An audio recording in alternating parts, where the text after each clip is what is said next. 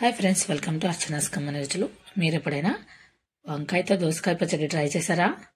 చాలా సూపర్ టేస్టీగా ఉంటుంది. వంకాయని వేసి దోసకాయలోకి చేశారంటే టేస్ట్ అయితే అదిరిపోయిందండి. ఒక్కసారి తప్పకుండా ఇలా ట్రై చేశారంటే సూపర్గా ఉంటుంది. దానికి 1 కప్పు దోసకాయ ముక్కలు, 1 కప్పు వంకాయ ముక్కలు, టమాటా ముక్కలు, పచ్చిమిర్చి, చింతపండు, కొత్తిమీర కొంచెం. పోపులోకి ఫస్ట్ జీలకర్ర ఆయిల్ వేసుకొని జీలకర్ర, పచ్చిమిర్చి, కారం తగ్గట్టుగా వేసుకొని వంకాయ ముక్కలు, పసుపు వేసుకొని కొంచెం ఫ్రై చేసుకోండి.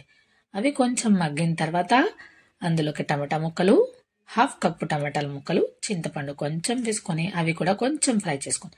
టమాటా కొంచెం మెత్తబడిన తర్వాత ఇప్పుడు కొంచెం మెత్తబడింది కదా, ఇప్పుడు మనము దోసకాయ ముక్కలు 1 కప్పు తీసుకున్నాం కదా, అందులో 1/2 కప్పు దోసకాయ ముక్కలు వేసుకొని 1/2 కప్పుని పక్కన పెట్టేసుకోండి. అలాగే కొత్తిమీర కూడా ఒక చిన్న కట్ట తీసుకున్నారు కదా, అందులో కొంచెం వేసుకోండి, కొంచెం పక్కన పెట్టేసుకోండి.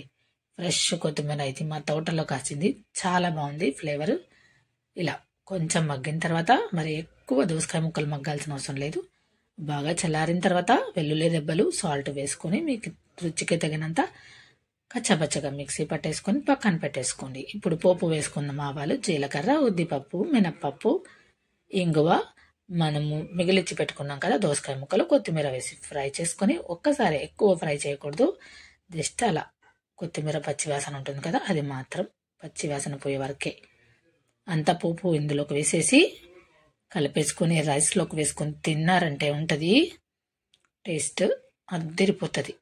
ఇంకా వేరే పచ్చళ్ళే అవసరం లేదు మనకి, అంత రుచిగా ఉంటుంది ఈ పచ్చడి. తప్పకుండా ట్రై చేయండి. మా ఛానల్ని సబ్స్క్రైబ్ చేసుకోండి, లైక్ కొట్టండి, షేర్ చేయండి. Thank you.